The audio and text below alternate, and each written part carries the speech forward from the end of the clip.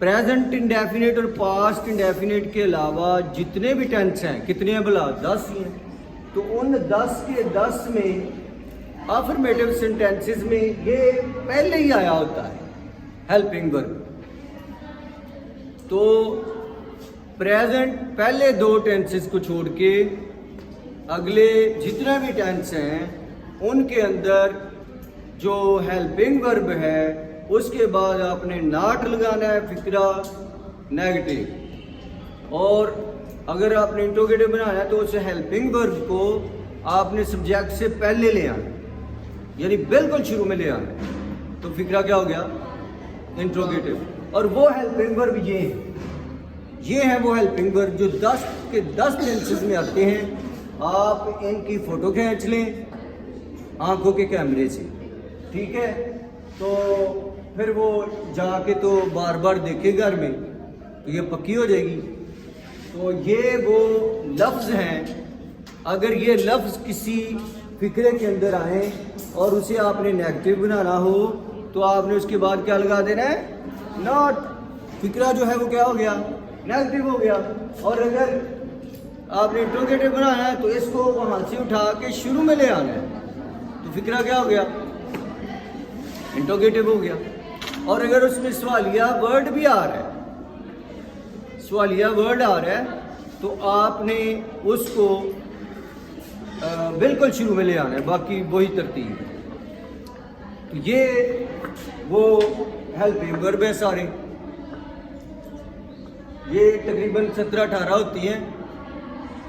तो ये आपने याद कर लेनी है।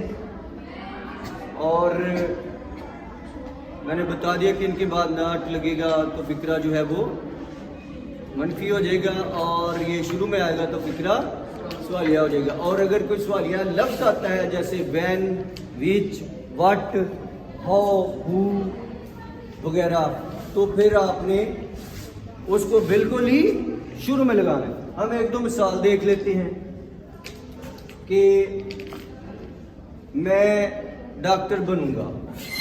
I shall become doctor. I shall become doctor. मैं डॉक्टर बनूंगा। फिक्र आ जाता है मैं डॉक्टर नहीं बनूंगा, तो कैसे होगा बेटा? ये शैल जो है इनमें है ना, तो क्या करना है? इसके बाद आपने नॉट लगा देना है। आई शैल नॉट बिकम डॉक्टर, मैं डॉक्टर नहीं बनूंगा। ये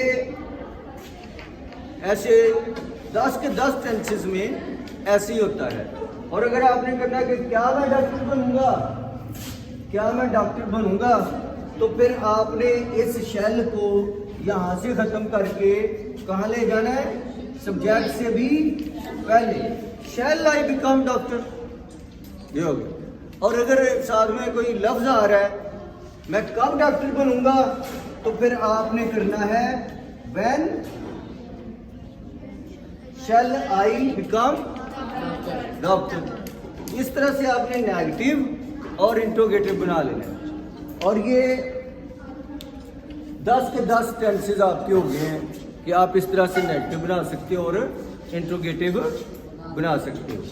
तो 10 के 10 टेंसेस में हेल्पिंग वर्ब के बाद नॉट लगाने से फिक्रा नेगेटिव हो जाता है, और हेल्पिंग वर्ब को शुरू में ले आने से फिक्रा सवालिया बन जाता है। प्रेजेंट इंडेफिनिट टेंस में नेगेटिव बनाने के लिए डू नॉट या डज नॉट यूज़ होता है सब्जेक्ट के बाद, चूँकि उनमें हेल्पिंग वर्ब जो अभी हमने लिखे थे वो नहीं होता। प्रेजेंट डेफिनेट और पास्ट इंडेफिनिट में हेल्पिंग वर्ब यूज़ नहीं होता, बाकी के सब में होता है। तो इन दो का तरीका थोड़ा डिफरेंट है। इधर खुद से आपने लफ्ज़ ऐड करना है, ठीक है? मसलन तुम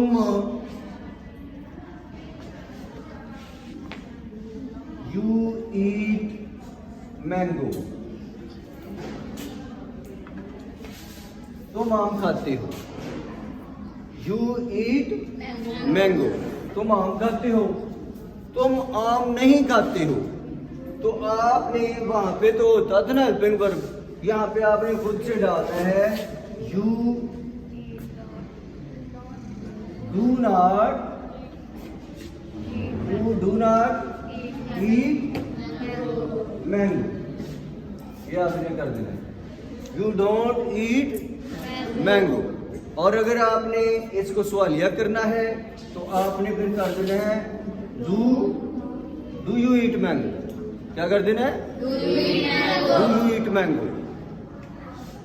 क्या आप आम नहीं खाते हो? Do you not eat mango, ऐसे हो जाएगा। ठीक है, तो इस तरह से इसकी जो है वो इंट्रोगेटिव और नेगेटिव बनती है। अगर इसमें कोई सवालिया लफ्ज आता है तो वो बिल्कुल ही उसी रूल के मुताबिक बिल्कुल ही शुरू में आएगा कि तुम क्यों आम खाते हो, तो do you eat mango, why do you eat mango, understand. तो इस तरह से इसकी बन जाती है। अब आपको मैंने जो मिसाल दी है वो डू नॉट वाली दी है, लेकिन मैंने बताया कि डज नॉट भी आता है। तो सिंगुलर सब्जेक्ट यहाँ होगा, वहां पे आपने डज नॉट लगाना, ठीक है। यानी ये यू है ना, अगर यहाँ पे ही होता तो फिर आपने डू नॉट नहीं था लगाना, क्या लगाना था?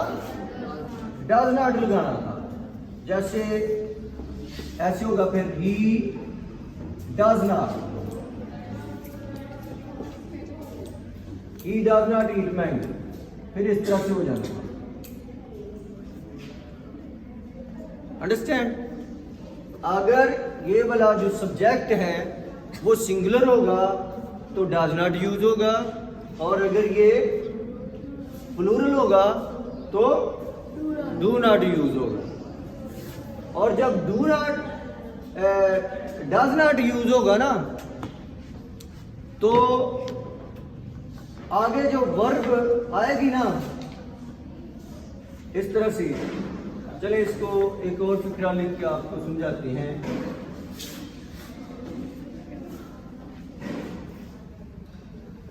वो नमाज पढ़ती है, शी ऑफर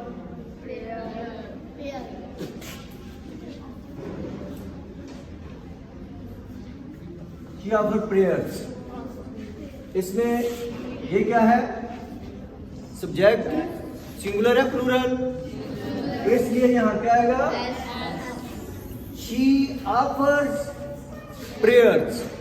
अब जब इसको बनाएंगे हम नेगेटिव तो ये क्या होगा? She does not, do not नहीं आएगा, शी डज नॉट। अब ऑफर्स भी नहीं आएगा, offer prayer, she does not offer prayer. अब क्या बात हुई कि ये तो सिंगुलर ही है।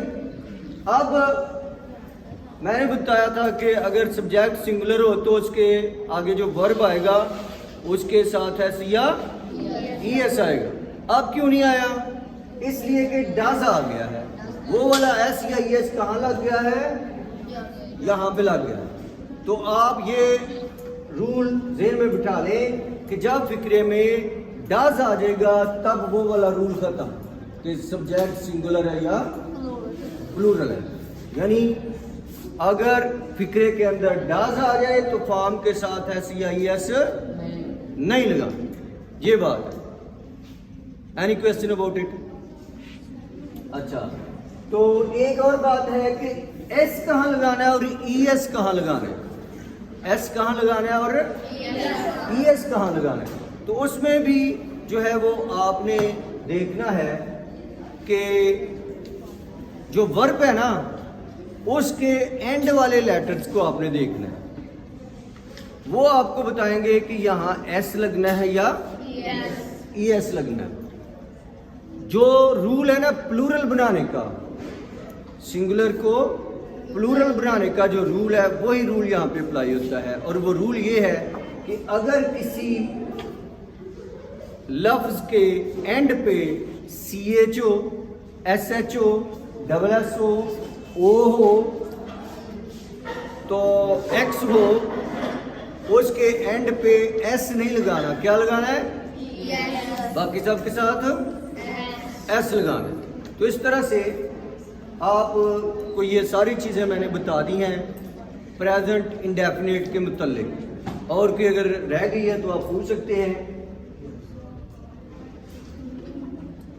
अब पास्ट इंडेफिनिट, पास्ट इंडेफिनिट में इंट्रोगेटिव कैसे बनती है? यहाँ पर डिड डू नॉट लगाते थे, वहां पे क्या लगना है?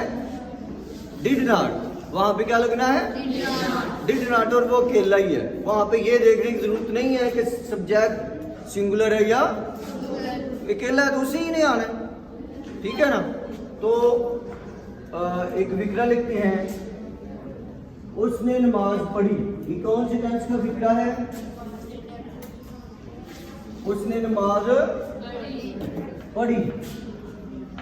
She offered prayer, she offered prayers. इस तरह से जो है वो शी ऑफर्ड प्रेयर्स,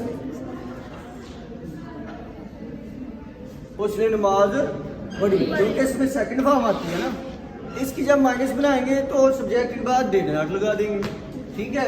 क्या हो जाएगा? शी डिड नॉट, ये हो जाएगा she did not offered prayers, उसने नमाज नहीं पढ़ी। क्या उसने नमाज पढ़ी? Did she offer prayer, sorry she did not offer prayer. जब डिड नॉट आएगा तो फिर क्या होगा? फॉर्म पहली हो जाएगी। ये इसमें याद रखना है।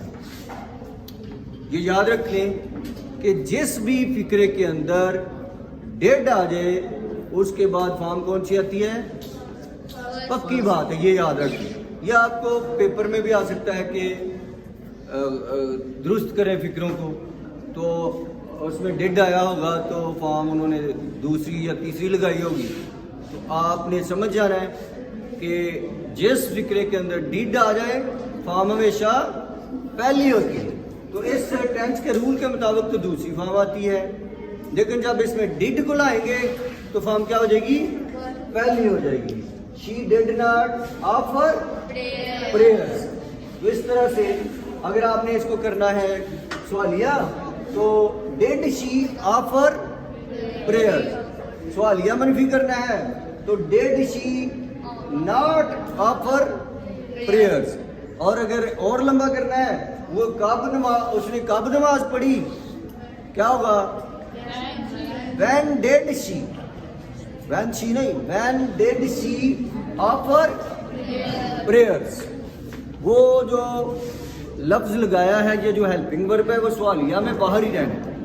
ये नहीं कि और लफ्ज आ गया उसके लिए when, what, which वगैरह आ गया तो आप उसकी जगह बदल दें, नहीं, वो वहीं पे रहेगी।